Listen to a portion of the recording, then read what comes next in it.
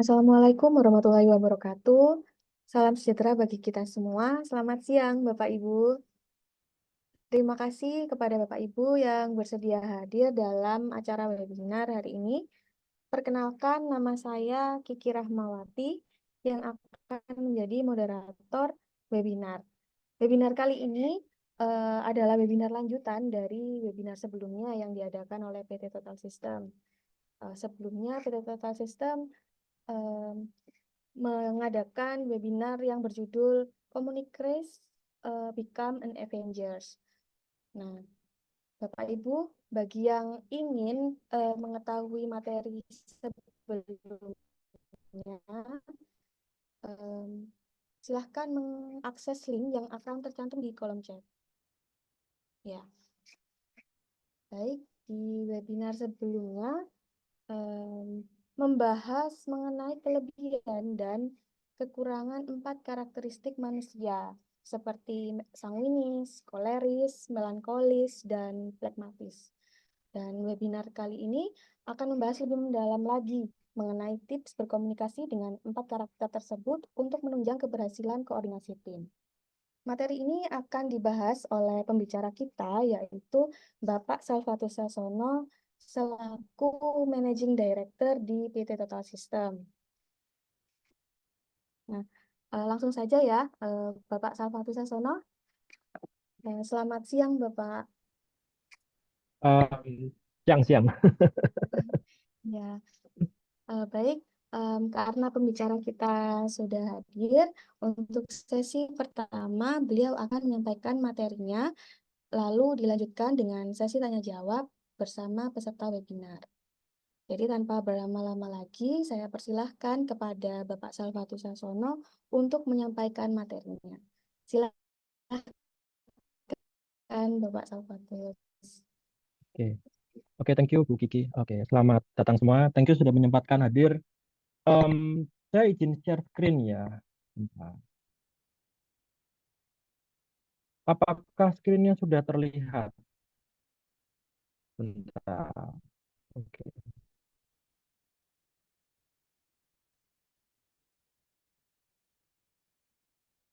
Moderator, apakah sudah terlihat? Ya, sudah terlihat. Oke, bentar. Oke, hari ini kita akan membahas tentang Communigrace Volume 2 karena kita kebetulan bulan lalu seperti yang diinfokan oleh Bu Kiki sudah pernah membahas tentang Communigrace Volume 1 ya. Dalam sesi hari ini kita akan berbincang-bincang lebih ke arah sharing ya teman-teman ya. Jadi jangan terlalu tegang dan sebagainya. Kita akan membahas tentang bagaimana ketika kita sudah memiliki satu tim yang kuat untuk bisa membuat tim itu tetap memiliki perform yang baik, bisa mencapai target dan sebagainya itu ada cara-caranya teman-teman. Karena nggak mudah untuk mengatur Avengers. Nah, sebelum kita masuk ke dalam bahan, ini kita lihat dulu ya. Mungkin teman-teman ingat di tahun 2012 kalau nggak salah, ada film Avengers pertama kali keluar dari MCU ya. Nah, ini kita ngelihat bahwa di awal mula berdirinya Avengers itu cuma ada sekitar 6 superhero yang masing-masing memiliki kekuatan. Yang seperti saya bahas bahwa di pertemuan sebelumnya, masing-masing dari mereka ini mau untuk bekerja sama teman-teman. Walaupun mereka ini punya kekuatan masing-masing satu sama lain itu kita lihat bahwa ternyata di filmnya yang terakhir Avengers yaitu adalah Avengers Endgame, kita lihat bahwa dari 6 ini bisa menjadi berlipat-lipat teman-teman. Kalau dalam poster film Avengers Endgame ini kita bisa lihat bahwa selain 6 member utama ternyata masih banyak member-member lain yang juga tentunya punya keahlian dan punya kemampuan yang berbeda-beda tentunya yang melengkapi satu sama lain. Nah, ini ada cuplikan film dari film Avengers Endgame tentang waktu itu perang terakhir melawan Thanos ya. Mungkin kita bisa lihat sama-sama ya. Suaranya apakah terdengar? Oh, sorry. Sepertinya ada kesalahan. Terdengar suaranya? Bentar. Oke.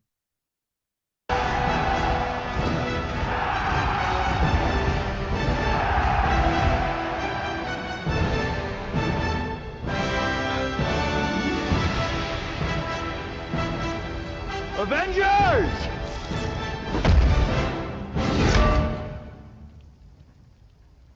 Assemble.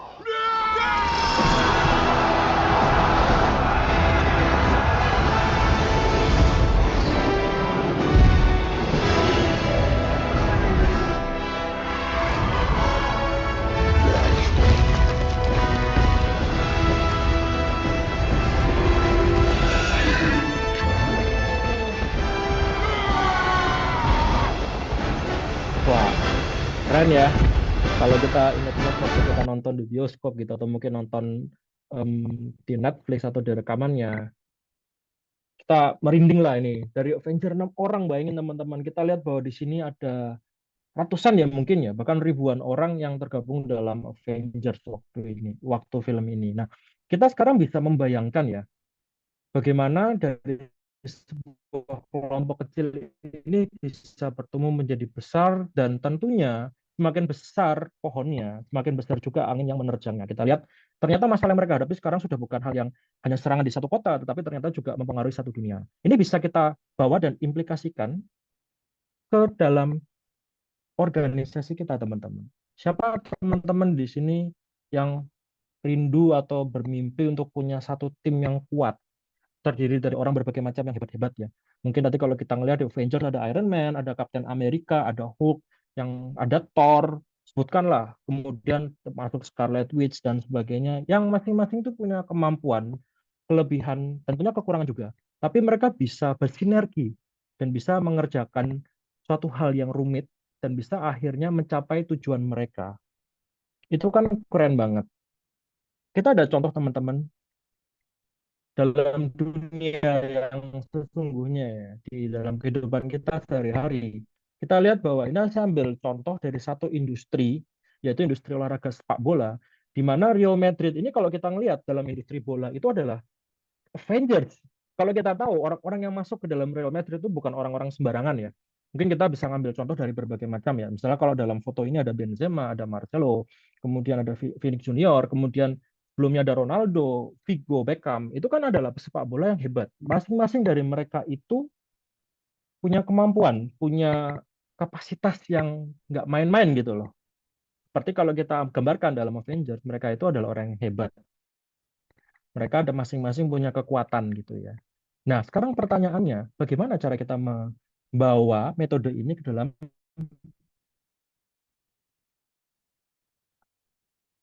organisasi kita, iya kan? Karena kita tahu ya, orang semakin hebat, itu pasti egonya semakin tinggi. Nggak gampang untuk mengatur mereka. Mereka pasti punya pemikiran masing-masing. Mereka punya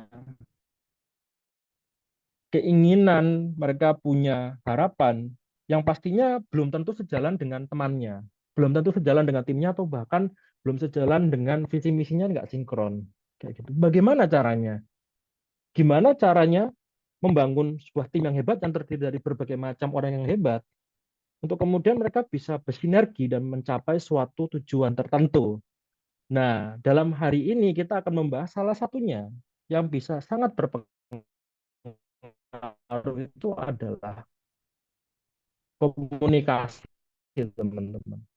Bahwa komunikasi itu sangat penting sebenarnya. Berikan tentang komunikasi. Boleh kita lihat bersama yuk.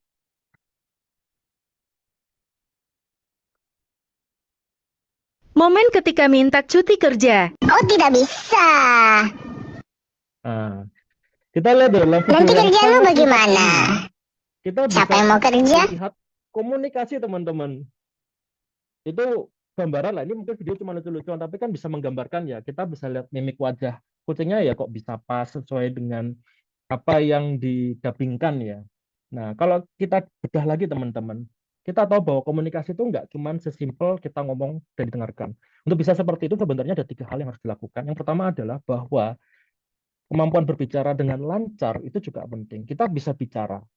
Semua orang dikaruniai oleh Tuhan, walaupun memang kita tahu lah beberapa ada yang punya keterbatasan, tapi kita ngomong secara umum bahwa setiap orang mampu untuk berbicara dengan lancar. Bisa untuk ngomong, tapi untuk bisa lancar, bisa jelas, itu terkadang memang perlu untuk dilatih. Kemudian yang kedua adalah ketika sudah bisa bicara dengan lancar, terkadang perlu belajar juga untuk bisa menyampaikan pesan secara singkat, padat, dan jelas. Itu juga perlu dipelajari teman-teman. Karena ketika cukup berbicara dengan lancar, kadang itu nggak cukup. Kadang bisa muter-muter, nggak jelas, nggak ada intinya, pesannya tidak tersampaikan.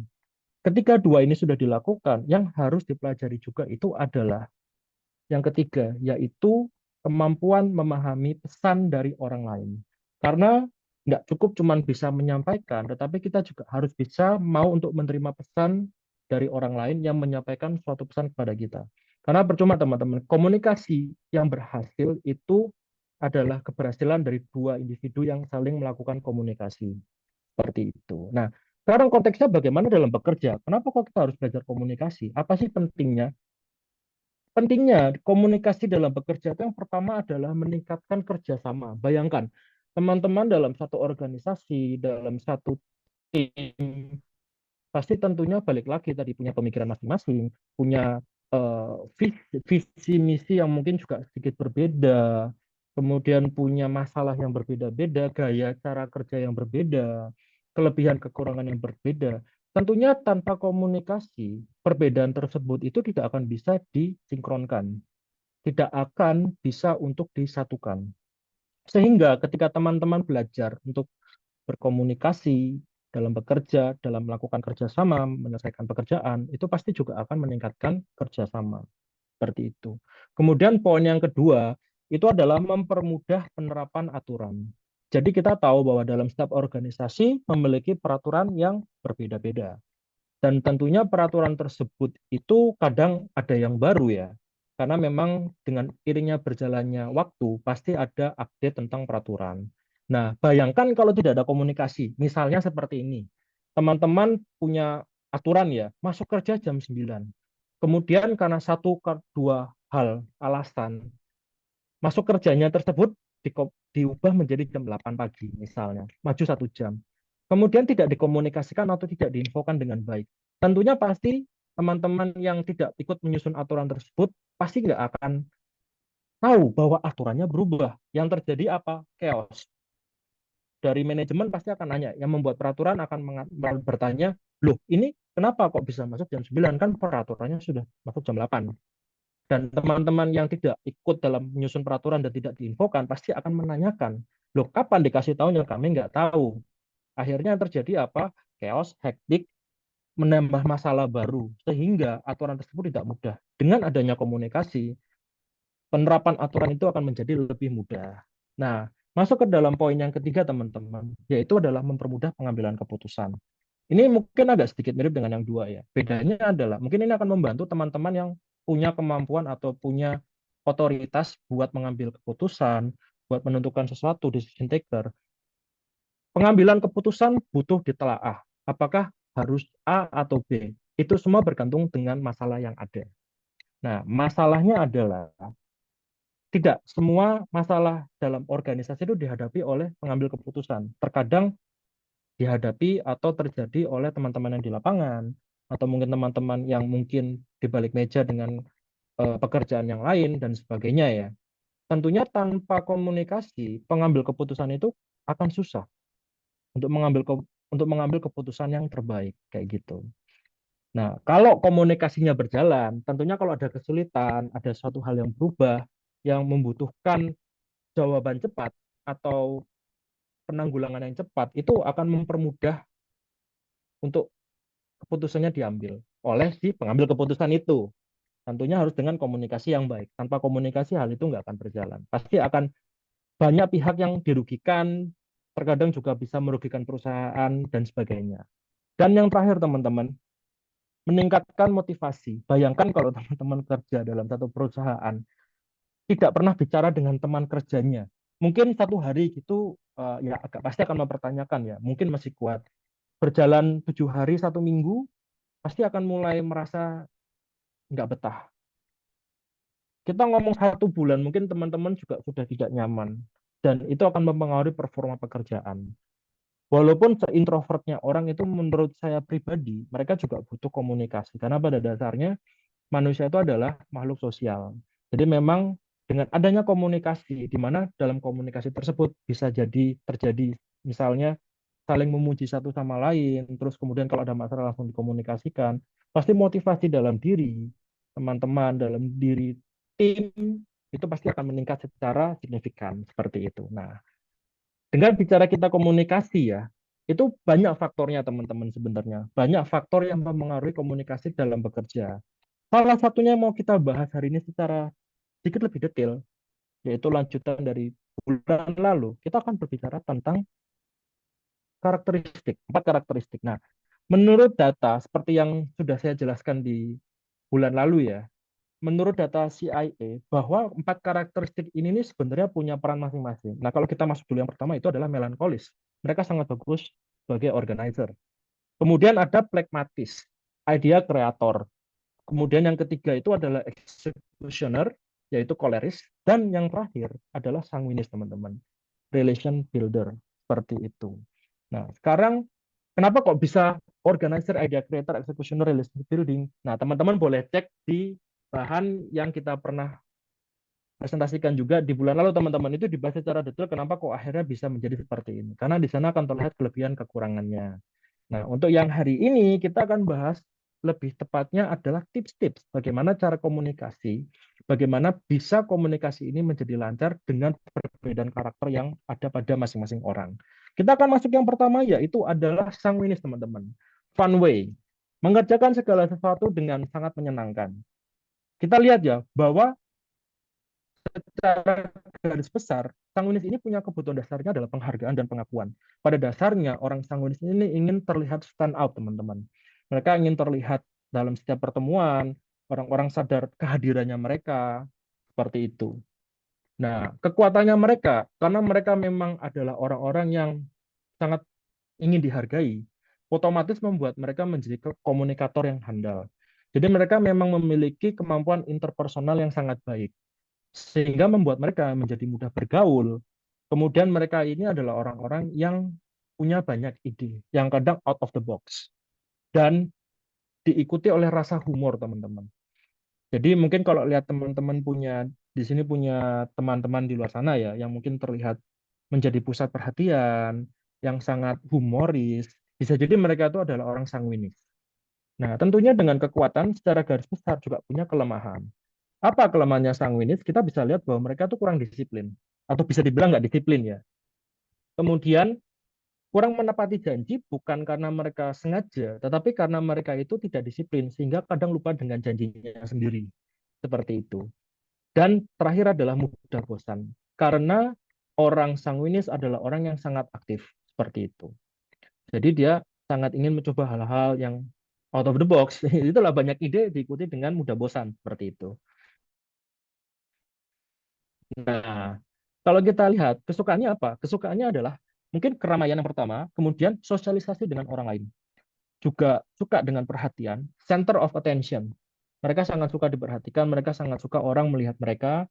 Kemudian yang terakhir adalah membuat orang lain bahagia. Karena mindsetnya adalah ketika membuat orang lain bahagia, harapannya orang yang dibuat bahagia akan mengingat orang sanguinis ini. Sehingga mereka ingin membuat orang lain bahagia.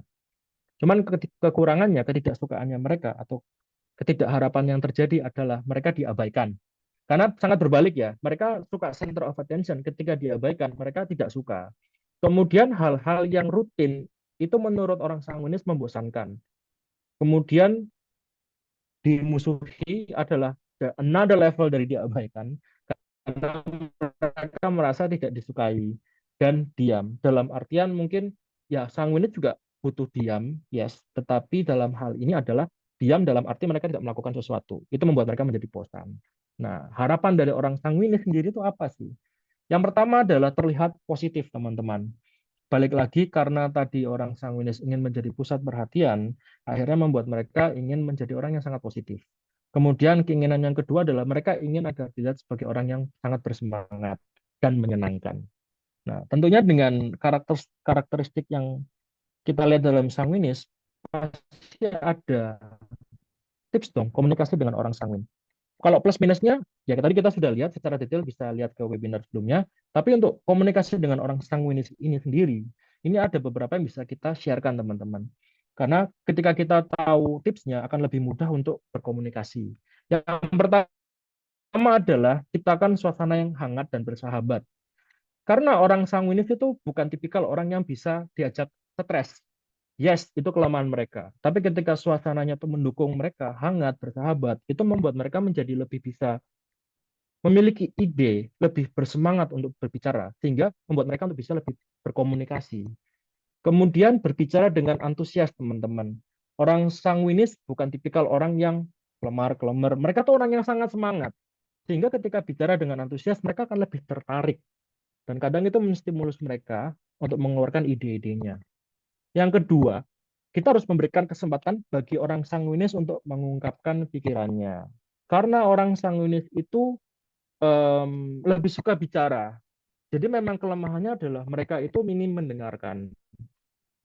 Nah, ketika kita memberikan kesempatan orang sanguinis untuk berbicara, mereka tuh akan lebih terbuka untuk berkomunikasi dengan kita. Ketika mereka dikasih kesempatan untuk mengungkapkan pikirannya, mereka akan lebih terbuka dengan kita. Kemudian yang ketiga, orang sanguinis itu cenderung berpikir dengan pola menjawab pertanyaan siapa. Contoh ya, ketika kita bilang, ayo kita makan sekarang. Hari ini kita mau makan nanti malam. Makan makan corporate, gitu kan. Pertanyaan pertama yang keluar pasti adalah dengan siapa kita akan makan. Siapa saja yang ikut. Karena apa? Mereka lebih memperdulikan terhadap subjek, terhadap relasi. Mereka lebih peduli dengan orang-orang yang ikut itu siapa, seperti itu. Mereka nggak peduli mau makan apa, mau makan gimana caranya ke sana, kenapa saya harus ikut, nggak. Mereka lebih peduli dengan siapa kita akan makan. Apakah orangnya nyebelin? Nah, kalau nyebelin mungkin orang sanguinis akan menolak. Ya mungkin dengan, ya kalau terpaksa pun ya mereka ikut dengan terpaksa, seperti itu. Kalau misalnya mereka merasa orangnya menyenangkan atau bisa diajak ngobrol, mereka dengan senang hati akan ikut, seperti itu. Nah, poin yang keempat adalah kita harus memberikan waktu untuk bersosialisasi. Nah, ini berhubungan dengan poin pertama ya, bahwa memang kita harus memberikan waktu untuk ngobrol hal-hal sosialisasi, ngobrol hal yang tidak berkaitan dengan kerjaan atau mungkin dengan kehidupan mereka yang lebih tidak membuat stres, seperti itu. Mereka akan suka orang sanguinis. Kemudian kita lanjut. Yang kelima adalah membuat proyek jangka pendek dengan hadiah. Karena balik lagi tadi, orang sanguinis ingin diberikan hadiah. Mereka ingin menjadi center of attention, mereka ingin dihargai, sehingga reward itu menjadi suatu penghargaan buat mereka. Tapi jeleknya orang sanguinis adalah mereka bukan tipikal orang yang bisa untuk berpikir jangka panjang. Kita ambil contoh, misalnya ada satu pekerjaan memiliki 10 step. Daripada teman-teman memberikan 10 step itu langsung kepada orang sanguinis, yang saya percaya pasti tidak akan bekerja, tidak akan dikerjakan, atau banyak tanya untuk satu step per step. Lebih baik di breakdown satu-satu. Itu akan lebih efektif buat orang sanguinis. Apalagi kalau ada hadiahnya. Nggak harus gede-gede, teman-teman. Yang penting mereka merasa diakui. Kemudian yang keenam, nah ini berhubungan yang tadi saya bilang, fokus pada prestasi. Balik lagi, kenapa? Karena orang sanguinis itu adalah orang yang ingin dihargai, ingin dilihat. Ketika mereka mendapatkan suatu prestasi, mereka akan terus mengejar. Karena mereka merasa mereka akan dihargai, mereka akan mendapat suatu penghargaan. Seperti itu. Kemudian yang ketujuh adalah bantu untuk mengubah ucapannya menjadi tindakan nyata. Ya ini mungkin tipsnya ya, kenapa kok menjadi tindakan nyata? Karena seperti yang saya bilang lagi, tendensi orang sanguinis itu terkadang sedikit NATO. Jadi mereka tuh punya ide yang banyak, tetapi untuk pengeksekusiannya tuh mereka memang kurang. Jadi mereka itu kadang ya banyak alasan lah. Ya kadang juga sudah bosan duluan, bisa jadi. Nah, oleh karena itu memang butuh bantuan untuk mengubah apa yang dipikirkan, apa yang dikatakan menjadi suatu tindakan yang nyata. Seperti itu. Itu yang pertama, teman-teman. Ini ada 7 tips untuk komunikasi dengan sanguinis ya. Kita akan masuk ke karakter yang kedua, koleris. Which is kita biasa sebut my way. Nah, kenapa my way? Secara singkat, karena pada dasar orang koleris itu punya pendirian yang kuat, sehingga menurut mereka, my way, jalannya mereka adalah jalan yang terbaik menghadapi suatu masalah. Nah, kita akan sedikit bahas tentang kelebihan cara mereka butuh untuk tantangan.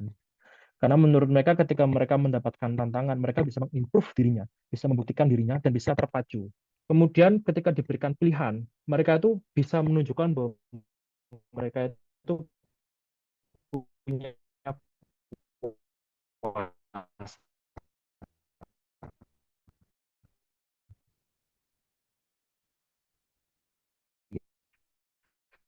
Jadi pada dasar mereka tuh butuh sesuatu membuat mereka itu merasa bisa mengambil kebijakan. Terus ketika mereka diberikan pilihan dan mereka boleh untuk memilih sesuai dengan apa kehendak mereka, karena balik lagi my way. Terutama dan terakhir ya kita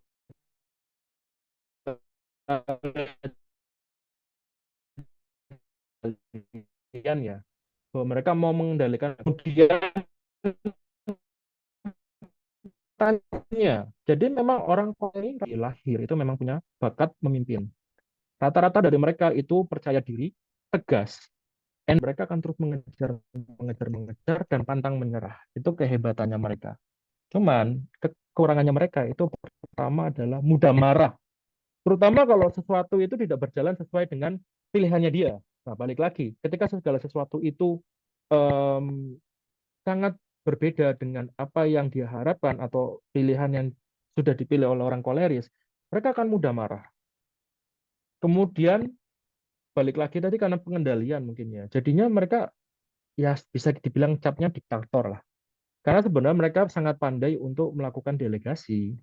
Tetapi ya balik lagi orang-orang merasa bahwa wah gila kalau nggak sesuai dengan jalannya orang koleris pasti akan marah-marah kayak gitu. Jadi dianggapnya diktator dan keras kepala. Nah, jadi kalau keras kepala ini ya balik lagi karena my way nggak sesuai dengan caranya orang koleris, dia akan bersikukuh bahwa caranya yang terbaik seperti itu. Nah, itu kelemahannya. Kemudian kita lihat lagi bahwa secara sukaannya, secara garis besar, orang koleris ini sangat menyukai aktivitas. Jadi mereka sangat suka sibuk. Kemudian tantangan, kompetensi, dan memerintah. Ya itu lagi, karena mereka ingin pengendalian, mereka ingin tantangan, kompetisi, mereka ingin membuktikan dirinya yang terbaik, kayak gitu. Mereka tidak suka dengan hal seperti pelin-pelan. Nah ini ketika ketemu orang sanguinis kasihan sih. Karena orang sanguinis itu orang yang sangat pelin-pelan sebenarnya. Mereka tidak bisa mengambil keputusan, ketemu orang koleris, ya kadang suka berantem gitu kan. Kemudian diperintah. Orang koleris itu merasa bahwa mereka dilahirkan untuk memerintah, bukan diperintah. Jadi ketika orang koleris diperintah itu menjadi suatu hal yang sangat tidak menyenangkan buat mereka. Orang lambat, orang koleris itu cenderungnya satset, sangat-sangat cepat, sangat-sangat presisi. Sehingga ketemu orang yang geraknya lambat, mereka tuh akan cenderung mengambil alih pekerjaan orang tersebut agar bisa selesai. Atau mungkin menggantikan dengan orang yang menurut mereka bisa menyelesaikan. Nah ini kadang menjadi konflik ya, karena orang yang digantikan merasa kok disisihkan. Nah itu yang membuat akhirnya berantem. Kemudian yang terakhir adalah dimanfaatkan. Nah, balik lagi, karena mereka suka mendelegasikan, mereka suka memerintah. Ketika mereka diperintah atau mereka dianggap merasa dimanfaatkan, bagi mereka itu adalah suatu hinaan. Mereka nggak suka. Jadi ini adalah ketidaksukaan dari orang koleris.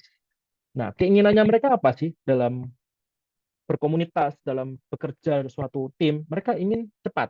Yang mereka harapkan terjadi ya. Mereka menjadi cepat, spesifik, dan to the point. Jadi mereka tuh pengen segala sesuatu tuh jelas dan on point. Sat, oke. Masalahnya A ya A, penyelesaiannya B, B. Kayak gitu.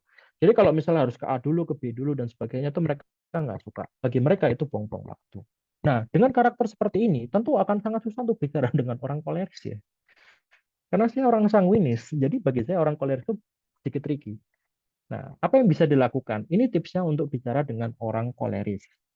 Yang pertama, balik lagi karena mereka to the point, ya kita harus to the point.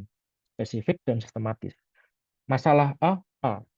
Masalah B, B. Jawabannya A, A, A. Jawabannya B, B. Nggak usah, kita tidak boleh yang kayak kata-kata sepertinya tuh sangat haram buat mereka. Mungkin sepertinya menurut saya. Karena bagi mereka itu nggak spesifik dan tidak sistematis. Seperti itu. Terus yang kedua, diberikan tantangan ya. Kita harus memberikan tantangan ya. Balik lagi, karena orang koleris itu suka tantangan untuk bisa membuktikan bahwa mereka itu adalah orang yang hebat. Jadi ketika diberikan tantangan, mereka itu suka. Kemudian yang ketiga, mereka akan berpikir dengan pola menjawab pertanyaan tuh apa. Misal, kita bilang, ayo kita pergi makan nanti malam. Yang mereka tanya pertama itu adalah, apa yang akan kita makan? Seperti itu. Jadi mereka itu akan bertanya apakah akan memberikan benefit buat mereka atau tidak. Kenapa kok saya sampai harus ikut gitu loh. Seperti itu. Kemudian yang keempat itu adalah fokus diskusi mengenai hasil. Nah, balik lagi karena mereka orangnya to the point, mereka lebih objektif. Mereka tidak peduli siapa yang membuat masalah. Subjeknya mereka nggak peduli. Misal kita ngomong hari ini kita akan ada meeting untuk membahas tentang masalah A, B, C, D. Mereka akan fokus, oke, masalah A, B, C, D. Mereka tidak akan peduli siapa yang membuat masalah itu. Nah, kalau orang sanguin akan tanya, siapa yang bikin masalah? Kok sampai harus menyeret saya untuk bekerja seperti itu? Kan kalau orang koleris tidak, mereka akan fokus kepada hasilnya. Terus kemudian yang kelima, oh sorry maaf, ini ada double, kita lanjut. Nah, yang keenam, itu adalah bersikap logis atau rasional. Jadi kalau harus komunikasi dengan orang koleris, itu kita memang harus rasional. Kita harus jelas, logis. Pemikirannya bisa diterima oleh pemikiran logika. Kemudian kalau berdebat tanpa data lebih baik dihindari teman-teman. Karena orang koleris tanpa data menurut mereka itu hanya asumsi. Itu hanya pemikiran. Balik lagi, mereka paling nggak suka menurut saya. Menurut saya yang tanpa data ya. Kalau menurut saya tanpa dengan data, mereka masih bisa terima seperti itu. Tapi kalau hanya karena angan-angan kita atau kekhawatiran suatu individu tanpa memperhatikan data, mereka nggak peduli. Kayak gitu. Kemudian yang ketujuh, postur tubuh pada saat bicara itu harus meyakinkan dan tegas. Jadi memang harus yakin ketika kita bicara, harus tegas ketika kita ngomong, karena mereka balik lagi, nggak suka orang yang lambat, seperti itu. Kemudian yang terakhir adalah biarkan mereka menyampaikan pendapatnya terlebih dahulu hingga tuntas. Balik lagi ya, karena mereka itu tidak suka dimanfaatkan, tidak suka diperintah. Jadi ketika kita memberikan waktu untuk untuk mereka menyampaikan pendapatnya, itu mereka merasa, oh saya punya otoritas seperti itu. Mereka merasa dihargai, itu mereka suka. Dan kalau nggak setuju nih sama orang koleris gimana? Jangan dibantah. Karena ketika dibantah, berarti mereka merasa bahwa mereka itu dilawan kekuasaan. Secara alami natural itu mereka merasa dilawan. Sehingga ketika kita nggak setuju, daripada membantah, lebih baik kita ajukan pertanyaan dengan alasannya. Misalnya seperti ini. Ini contoh yang baik ya. Jadi misal besok pagi kita harus datang jam 8 ya. Karena jam 10 kita harus berangkat pakai bus. Anggap seperti itu. Kemudian ada satu orang koleris yang akan menyela. Sorry, berangkat jam 10, kumpul jam 8 pagi itu kepagian. Whatever the reason menurut saya nggak logika, nggak logis. Nah, daripada kita membantah, lebih baik kita bilang gini. Oke, kalau menurut kamu logis nggak apa-apa. Kalau gitu menurut kamu logisnya jam berapa kita datang? Apakah jam 9 itu logis nggak buat kamu? Logis nggak buat kamu untuk kita datang jam segitu karena kita jam 10 sudah berangkat. Nah, jadi daripada kita membantah dia untuk memaksa dia, lebih baik kita mempertanyakan seperti itu. Itu akan lebih mudah diterima oleh dia. Apalagi kalau memang behind the answer, di balik jawaban tersebut itu ada suatu logika yang menurut dia itu masuk akal. Itu akan sangat diterima seperti itu. Nah, itu adalah tips komunikasi dengan koleris ya. Jadi ada 8 tips untuk bicara dengan orang koleris. Ini sangat membantu buat saya pribadi sih, karena ketika saya bertemu dengan orang koleris, ah, ada sedikit makan hati gitu, karena saya sering dimarahin orang koleris. Oke, kita akan masuk ke karakter selanjutnya. Kita akan bicara tentang orang pragmatis. Nah, pragmatis itu pada dasarnya mereka easy way, comfort way, karena segala sesuatu harus dengan cara yang gampang, mudah, dan di comfort zone. Apakah itu baik atau tidak? Nah, kalau yang penasaran bisa lihat webinar yang sebelumnya. Kita akan masuk secara garis besar. Yang pertama adalah kebutuhan dasar. Pragmatis pada dasarnya itu adalah orang yang mau dihargai dan diterima. Karena apa? Mereka tuh sebenarnya butuh comfort zone, safe place, seperti itu. Kekuatannya adalah mereka tuh orang yang sangat sabar. Mereka adalah, wah ini keren banget ya, sabar, ulet, setia, teratur, mendukung. Ini contoh pasangan yang cocok buat wanita di luar sana, ya. Jadi kalau cari cowok yang pragmatis saja, nggak bercanda. Orang sang ini juga lucu kok. Oke, kita balik lagi. Kekuatan orang pragmatis itu sabar, ulet, setia, teratur, dan mendukung. Jadi mereka memang adalah tipikal karakter orang yang memang bisa untuk mensupport secara emosional. Seperti itu. Nah, cuman kekurangannya mereka itu adalah kurang inisiatif. Jadi memang karena tadi mereka adalah orang yang sangat-sangat peduli dengan comfort zone, safe place, sehingga mereka kalau sudah nyaman, mereka kurang inisiatif. Kemudian mudah dalam artian mereka nggak suka cara yang susah. Mereka lebih baik menggunakan cara yang mudah. Nah, padahal untuk menghadapi masalah, kadang kita memang harus berpikir secara kompleks, tidak hanya dengan cara yang gampang seperti itu. Kemudian mudah untuk dimanipulasi ya. Nah, ini juga ya, karena balik lagi mereka tuh sebenarnya orang yang sangat percaya, gampang percaya dan sangat mempedulikan tentang perasaan orang. Jadi mereka mudah dimanipulasi. Kemudian malas membuat keputusan karena bagi mereka keputusan itu adalah suatu hal yang sangat rumit. Mereka malas untuk berpikir. Ya bukan malas untuk berpikir lah. Kita memiliki kecenderungan untuk sulit melakukan keputusan, mengambil keputusan dan pasif. Nah, jadi di balik kekuatannya memang ada kelemahan, harus di-improve.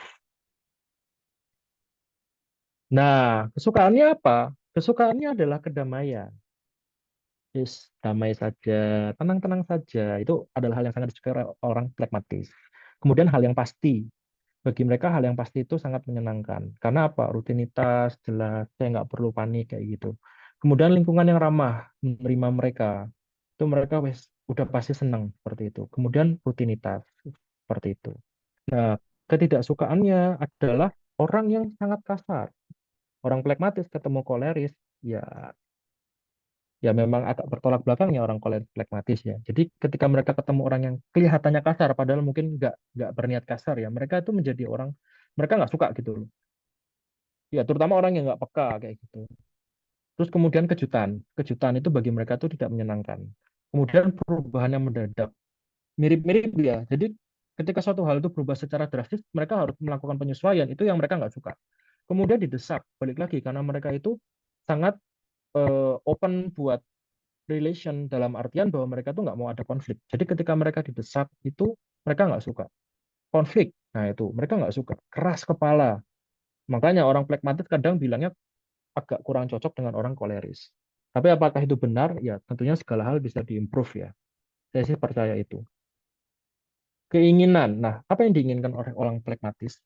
Kesabaran, keramahan. Mereka suka dengan hal itu. Kemudian mengerti dan bersikap menyenangkan. Jadi mereka tuh memang orang yang lebih fokus terhadap relasi seperti itu. Nah, caranya gimana ngobrol sama orang pragmatis, terutama untuk orang-orang koleris di luar sana? Tipsnya yang pertama adalah tunjukkan minat secara tulus ya dan belajar memihak mereka. Dalam artian seperti ini, ketika berbicara dengan orang pragmatis, itu memang kita harus menunjukkan bahwa kita ini benar-benar bukan mau memanfaatkan, karena balik lagi mereka kan mudah dimanfaatkan. Tapi ya kita kasih tahu secara bahwa kita ini tulus.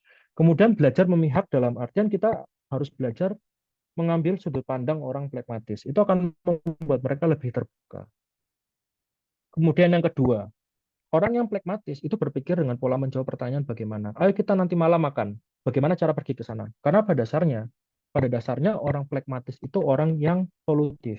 Mereka akan berpikir bagaimana cara menyelesaikan masalah. Dalam hal ini, kalau diajak makan, mereka akan berpikir, oke, makan perlu transportasi. Gimana caranya ke sana? Kayak gitu. Kemudian yang ketiga, harus sabar. Mereka nggak suka didesak. Mereka nggak suka buru-buru. Jadi kalau ada suatu gagasan yang baru ya, yang mungkin harus diimplementasikan kepada orang-orang ini, orang-orang pragmatis, itu memang harus sabar. Kita memang harus menunjukkan bahwa kita tuh balik lagi memihak mereka. Nah, itu akan membuat orang pragmatis itu bisa membuka komunikasi yang lebih baik dengan orang-orang yang bisa menerapkan hal ini. Kemudian yang keempat, memang perlu diberikan waktu untuk menyesuaikan diri dengan perubahan. Karena pada dasarnya mereka tuh susah untuk melakukan perubahan secara cepat. Jadi memang perlu diberikan waktu penyesuaian diri seperti itu. Kemudian yang kelima, kita harus memberikan benefit ya. Maksudnya kita harus menjelaskan benefit bekerja sama dengan kita ketika bicara dengan orang pragmatis. Seperti misalnya contoh ya, oke, kalau kamu bekerja sama dengan saya, nanti kamu akan bisa lebih cepat selesainya. Karena pada dasarnya mereka tuh harus mengeluarkan effort ketika harus berkomunikasi, harus bekerja sama. Menurut mereka itu satu effort yang besar. Jadi mereka harus tahu alasan di baliknya. Dan ketika mereka merasa bahwa itu memberikan benefit, ya mereka mungkin akan lebih mau terbuka untuk berkomunikasi. Contoh yang lain ya, misalnya kayak tadi ya, kita mau ngajak makan malam. Makan malam. Aduh, sebenarnya males. Kenapa sih harus makan malam? Ya nanti kalau kamu makan malam dengan kita, kamu makan gratis dibayarin sama bos. Kamu pulang tinggal tinggal tidur karena kamu nggak usah beli makan, kamu kenyang, kamu nabung. Nah, itu akan membuat mereka menjadi lebih berpikir, berkomunikasi terbuka seperti itu. Yang keenam, berlaku konsisten ya. Berlaku konsisten akan apa yang sudah kita sampaikan. Karena mereka mengingat segala sesuatunya. Ya, orangnya ternyata pendendam ya, diam-diam ya. Ini mengerikan loh. Ya, bukan seperti itu. Dalam artian seperti ini. Bahwasannya orang pragmatis itu sangat peduli dengan komunikasi, sangat peduli dengan relasi, sehingga ketika ada suatu instruksi yang sudah didapat, mereka tuh akan ingat bahwa mereka harus melakukan hal itu. Karena balik lagi ya, mereka hanya mau yang comfort aja gitu. Seperti itu. Jadi kalau kita berubah-berubah keputusannya, bagi mereka tuh adalah hal yang tidak menyenangkan. Dan mereka akan ingat gitu. Bahwa, oh bos, ya misalnya ya, atasan dengan bawahan. Oh pak, sorry kemarin instruksinya adalah seperti ini. Kenapa sekarang berubah lagi? Itu akan diingat terus sama mereka. Sehingga akan lebih baik kalau kita berlaku konsisten dengan orang-orang pragmatis.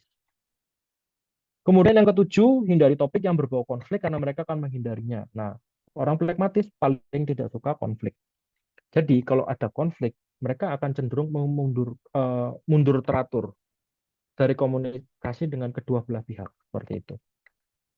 Baik kalau misalnya mereka terjepit di tengah, apalagi itu ya, mereka paling nggak suka. Jadi mereka akan mundur teratur karena pada dasarnya mereka tidak suka dengan hal yang berbau konflik. Dan terakhir, kita harus memberikan penegasan terhadap keputusan yang kita ambil, terutama apabila itu harus diimplementasikan kepada orang pragmatis. Karena mereka itu berusaha untuk menyenangkan semua pihak. Ketika ada dua keputusan dari dua orang yang berbeda, di mana dua orang itu adalah atasannya seorang pragmatis, dia akan bingung untuk mengerjakan yang mana. Karena dia berusaha menyenangkan semua pihak. Oleh karena itu memang harus dijelaskan keputusan atau decision yang diambil itu seperti apa, sehingga mereka ya sudah jelas seperti itu.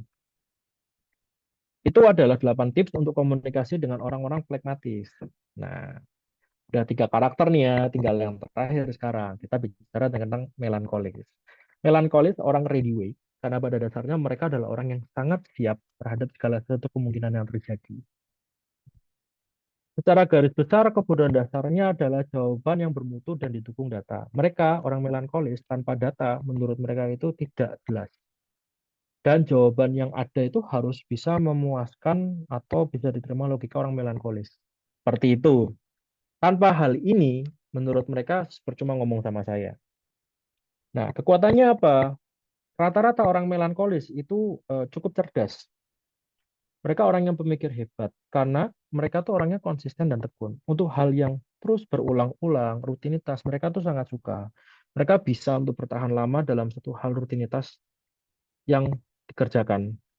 Dan itu membuat mereka apa? Menjadi sangat cerdas dalam satu hal seperti itu. Mereka orangnya ulet. Nah, tentu ada kelemahan. Kelemahannya apa? Perfeksionis. Orang melankolis cenderungnya perfeksionis. Mereka mau segala sesuatu itu sudah siap. Padahal kita tahu bahwa tidak segala sesuatu harus dilakukan sempurna. Kemudian kecenderungan negatif karena balik lagi, mereka itu berpikir segala hal kemungkinan sehingga hal-hal yang jelek itu mereka juga pikirkan. Kurang optimis kalau kita bilang. Nah, kurang fleksibel. Jadi dalam mempersiapkan sesuatu, mereka sudah siap. Ketika harus berubah tengah jalan, mereka kurang fleksibel untuk berubah hal itu. Tertutup. Karena mungkin mayoritas dari orang melankolis itu introvert. Nah, itu tertutup, susah untuk melakukan komunikasi secara terbuka. Kemudian memikirkan hal yang tidak perlu karena mereka overthinking. Nah, jadi mereka tuh banyak mikirkan A sampai Z padahal satu hal itu mungkin A sampai B aja. C sampai Z-nya nggak perlu dipikirkan. Tapi mereka dipikirin. Nah, itu balik lagi kelemahannya memikirkan hal yang tidak perlu. Nah, kesukaannya apa? Nah, ini konsistensi, kesempurnaan, keteraturan, dan rutinitas. Karena hal ini sangat berkesinambungan dengan kekuatannya mereka. Yang tidak disukai, pertama dikritik. Jadi memang ada kecenderungan bahwa orang melankolis ini sedikit, kalau orang biasa bilang baper ya, kayak gitu. Kemudian perubahan mendadak. Karena balik lagi, mereka sudah mempersiapkan A sampai Z, ketika ada yang berubah tengah jalan, mereka tuh nggak suka. Dan kesalahan. Karena bagi orang melankolis, segala sesuatu itu kalau sudah dipersiapkan harus benar.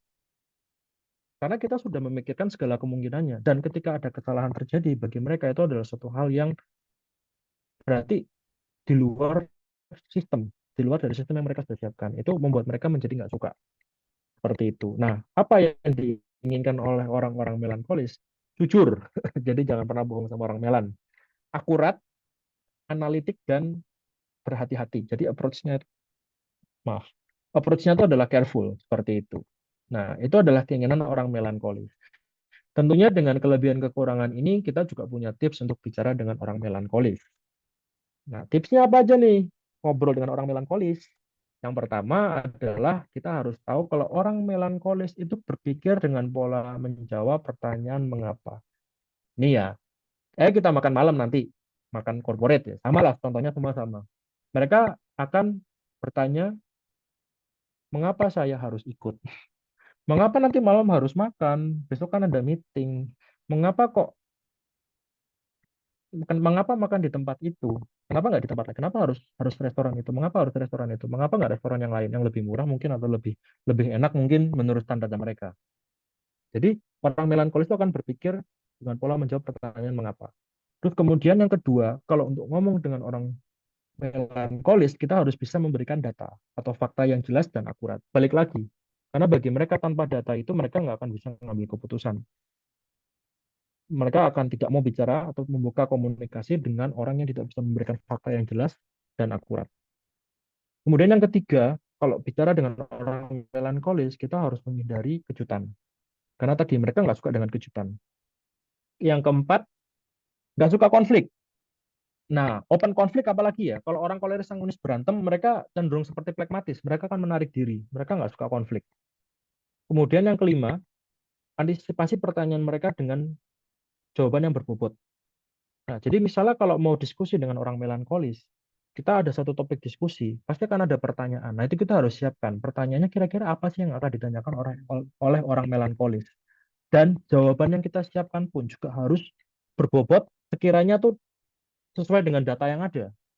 Jadi kalau misalnya kita bicara misalnya dalam suatu pekerjaan ya, dalam suatu pekerjaan atau yang gampang deh, misalnya eh, kita tahu bahwa kita akan telat. Terus kemudian kita akan berbicara dengan orang melankolis. Kita harus mempersiapkan kenapa kok kita bisa telat. Alasannya apa aja. Berbobot atau enggak itu kita harus pikirin gitu loh. Kalau ternyata alasannya telat bangun ya memang kamu telat bangun aja kayak gitu. Atau misalnya alasannya nggak jelas kucing saya hamil gitu kan. Yang aneh lah pokoknya jawabannya yang sebenarnya kayak di karang-karang gitu. Bagi mereka itu nggak berbobot. Mereka akan bilang itu kamu cuma alasan, kamu bangun kesiangan kan. Mereka tahu kayak gitu loh. Nah, itu salah satu contoh sangat simpel ya.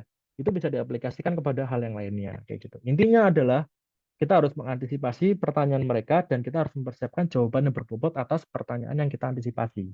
Seperti itu. Yang keenam, berlaku sabar dan berbicara hal yang detail aja. Kita juga harus memberikan kesempatan berpikir dan menjelaskan sudut pandang mereka. Intinya sama seperti orang sanguinis mungkin ya, mungkin orang koleris. Intinya mereka mau merasa dihargai. Bahwa mereka juga ingin sudut pandang mereka itu dimengerti. Tentunya itu akan membuat mereka lebih membuka diri untuk berkomunikasi.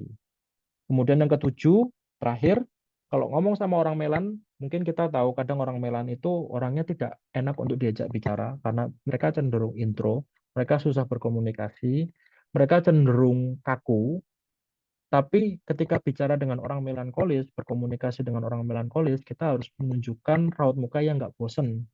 Nah, itu membuat mereka merasa, oh orang ini ternyata nggak bosan sama saya, menghargai saya gitu kan. Sehingga mereka lebih terbuka untuk melakukan komunikasi.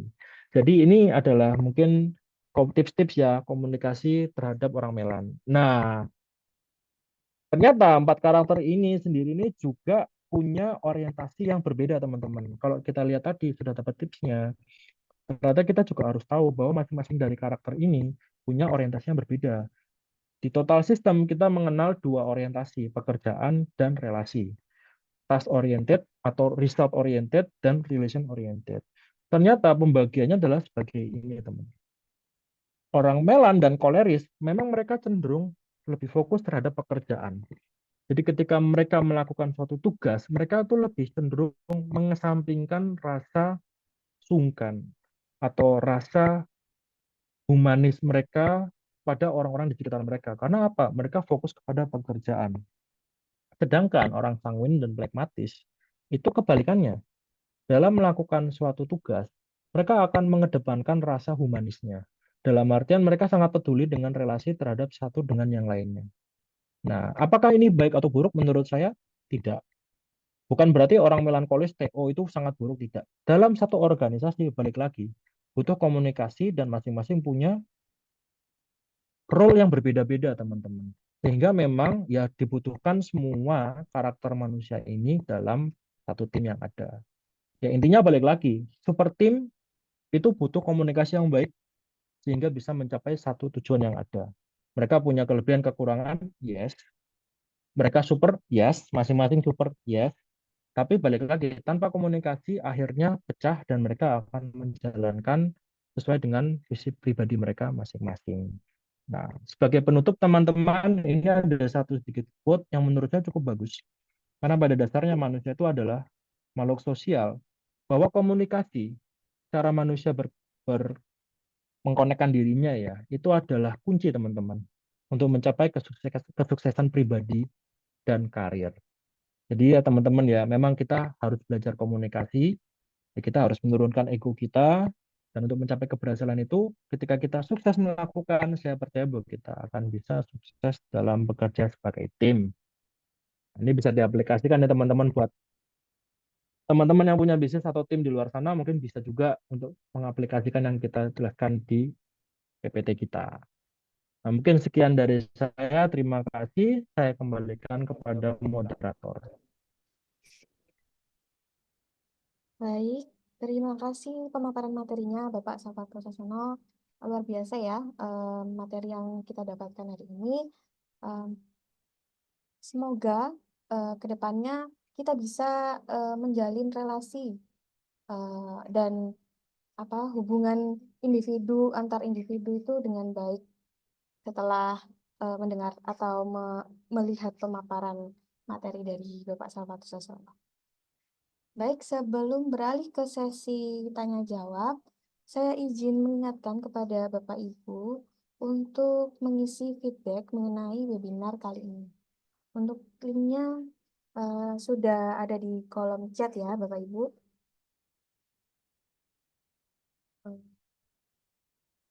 Baik, berikutnya saya akan membuka kesempatan untuk Bapak Ibu yang ingin bertanya, dapat langsung menuliskan pertanyaannya di kolom chat.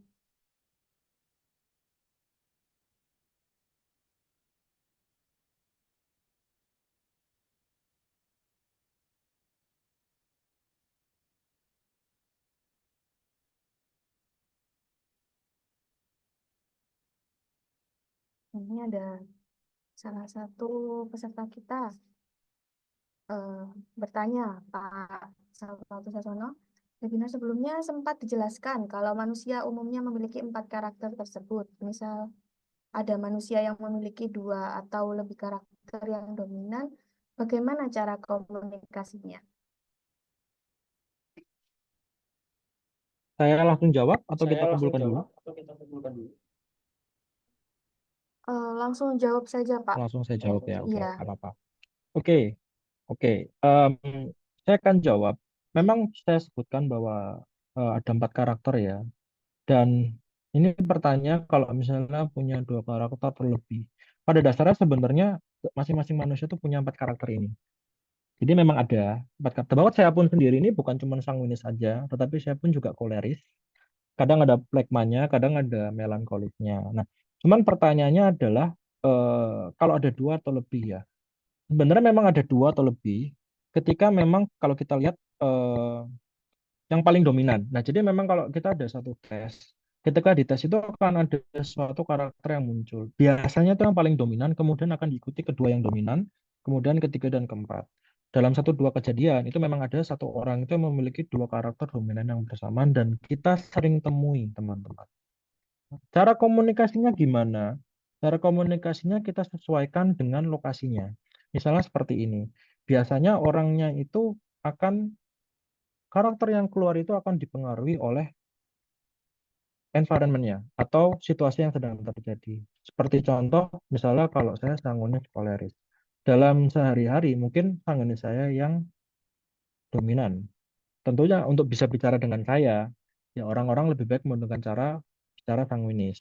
Tapi satu dua kejadian ketika dituntut oleh pekerja dan saya harus serius, yang akan dominan adalah koleris saya.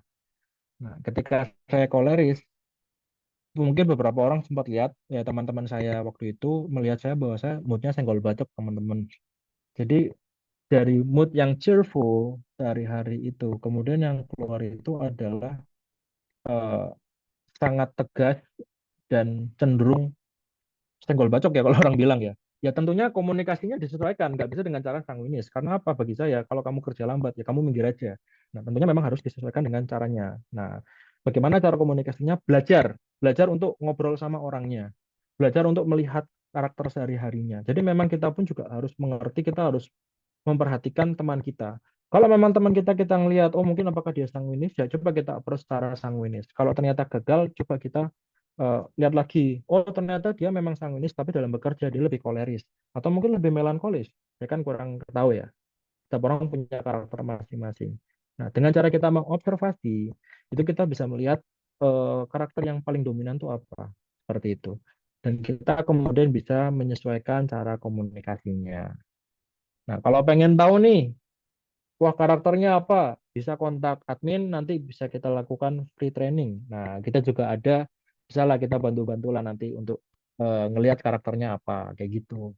Boleh dikontak nanti di chat aja adminnya seperti itu. Nah, mungkin saya harapannya itu bisa menjawab ya. Ini sepertinya ada pertanyaan yang lain. Iya, Pak.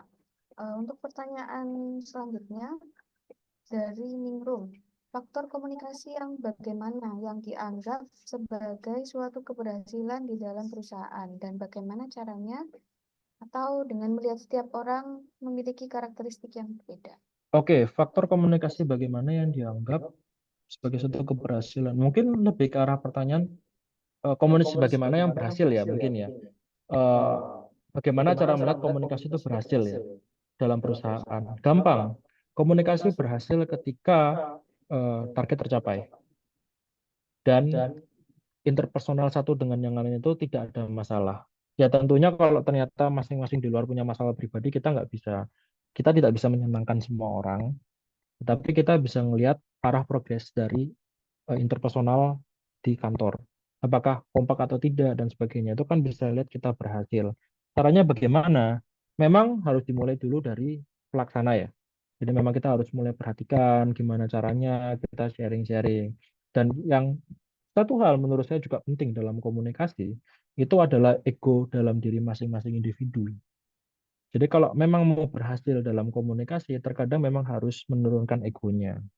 Misalnya kayak tadi orang koleris mau didengarkan, orang sanguinis orang sanguinis mau didengarkan terus, atau mungkin orang koleris itu mau memerintah terus.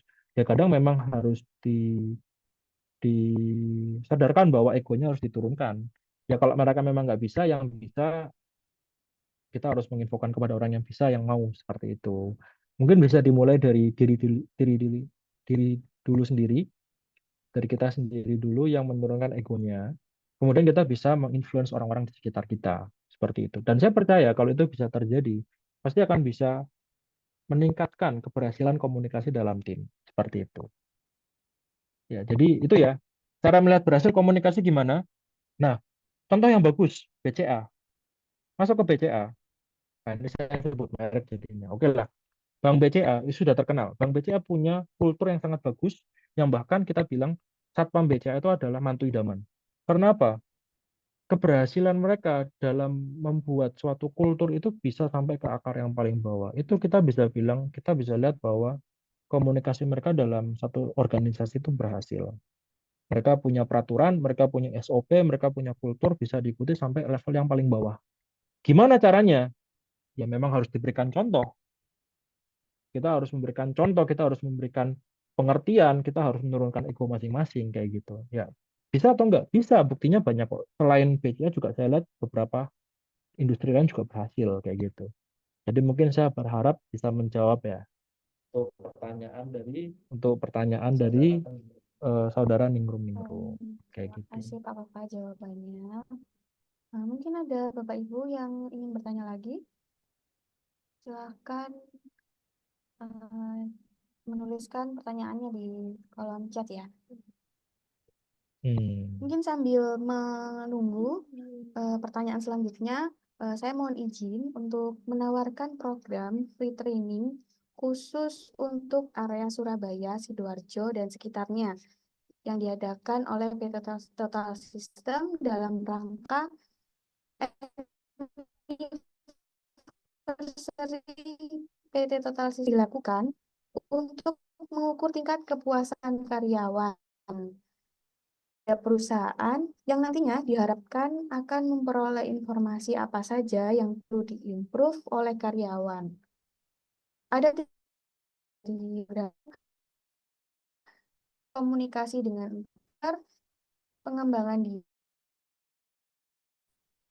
Untuk Bapak Ibu yang tertarik mengikuti, dapat menghubungi atau scan barcode yang sudah tertera di layar.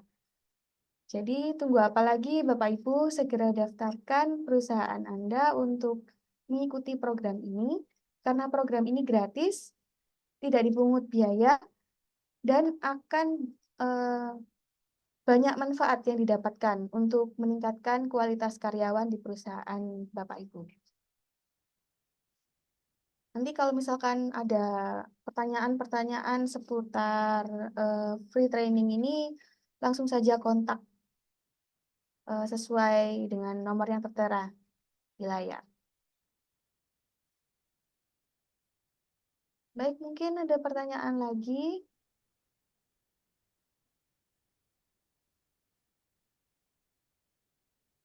Sepertinya, oh ya ini. Ada satu lagi pertanyaan dari logo The Board. Dari 4 karakter tersebut, apa dapat digolongkan terhadap tim yang mobile, yang dimana komunikasi tidak pernah dilakukan secara langsung, tetapi menggunakan media komunikasi, karena proses komunikasi yang tidak menunjukkan gestur badan. Oke, pertanyaan bagus. Intinya bahwa komunikasi ini tidak pernah terlihat face to face ya. Bisa, karena pada dasarnya balik lagi kita bicara dengan manusia, bukan dengan robot ya. Jadi kalau bicara dengan manusia, punya karakter, punya perasaan.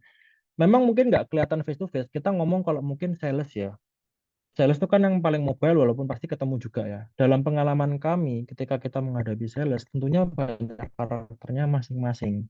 Nah itu kita akan kelihatan dalam artian cara mereka ngobrol by WhatsApp, cara mereka memberikan hasilnya, cara mereka kemudian ketika diberikan masalah itu bagaimana, itu akan kelihatan.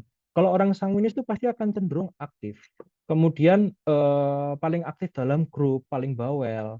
Terus mungkin cara chattingnya mungkin sering cara bercanda. Kemudian ketika nanti bertemu ya saya nggak tahu apakah di perusahaan ini sama sekali tidak pernah ketemu beneran mobile yang nggak pernah ketemu atau mungkin remote work ya bisa jadi juga tapi akan kelihatan dari cara dia chatting akan menggunakan banyak stiker atau mungkin cara jawabnya mungkin terlalu sangat panjang cara dia menjelaskan masalahnya mungkin kelihatan banget mungkin bertele-tele itu pasti orang sanguinis kalau orang koleris ketika ditanya ya baik Pak siapa berikut Pak kayak gitu dan cenderung pasti akan orangnya tuh orang normal pasti akan bilang dia mungkin agak songong ya. Apa songong itu apa ya? Mungkin sombong. Bisa kita bilang seperti itu. Terkesan sombong. Nah, itu bukan berarti mereka sombong atau koleris atau mungkin keras kepala. Kita kasih tahu mereka ada masalah, kita kasih tahu terus mereka akan ngotot bahwa oh ini caranya saya sudah coba Pak, cara saya seperti ini kayak gitu. Biasanya suka menyambungkan dengan cara mereka yang lama yang sudah berhasil. Oh, saya dulu cara seperti ini berhasil Pak. Cara saya adalah cara terbaik. Ternyata nggak berhasil. Nah, mereka tetap akan maksa kayak gitu. Itu mungkin orang koleris. Kalau orang orang melankolis, balik lagi tadi menggunakan data seperti itu. Mereka akan bicara dengan banyak dengan data seperti itu. Nah, kalau orang plekmatis, nah ini cenderung, misalnya orang plekmatis itu kan nggak suka konflik. Ketika kita motong pembicaraannya itu, mereka akan cenderung baik Pak.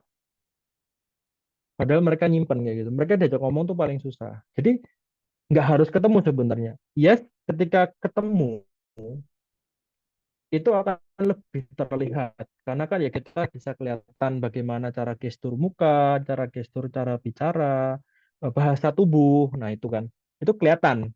Tapi tanpa ketemu pun sebenarnya bisa kelihatan. Walaupun memang perlu waktu untuk diperlukan waktu untuk mengobservasinya pasti akan lebih lama ya. Nah, ini bisa dimitigasi dengan mungkin kita menggunakan video call, ya kan? Atau menggunakan Zoom. Tentunya dengan mobile pun juga pasti harus ada meeting juga lah ya. Koordinasi tetap harus berjalan. Nah, itu bisa bisa menggunakan media seperti WhatsApp, WhatsApp video call yang grup itu mungkin bisa atau Zoom call gitu kan. Biasanya kan di perusahaan-perusahaan ada ya meeting mingguan kayak gitu, review mingguan itu. Nanti kelihatan dari caranya mereka video kayak gitu kan. Orang melankolis matiin video. Orang pragmatis matiin video. Polaris ingin terlihat. Sanguinis backgroundnya aneh-aneh kayak gitu. Ya, itu bisa terlihat lah.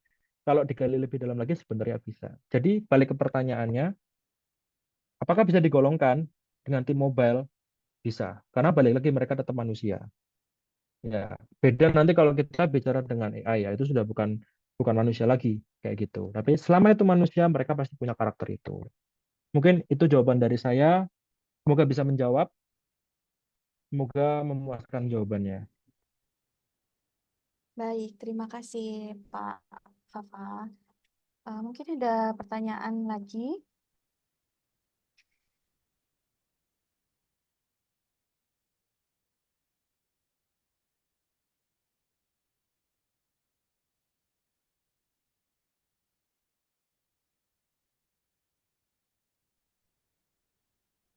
Ya, sepertinya sudah tidak ada pertanyaan lagi ya, Bapak Ibu.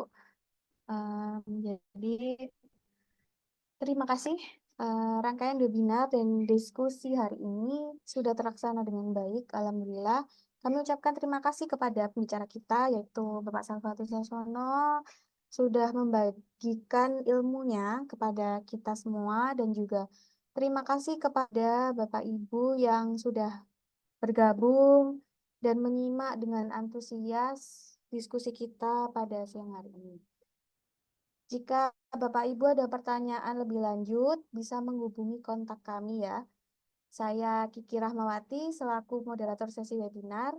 Pamit undur diri. Terima kasih atas perhatiannya. Wassalamualaikum warahmatullahi wabarakatuh. Selamat sore semua, terima kasih. Saya izin undur diri. Sampai jumpa di acara selanjutnya. Terima kasih.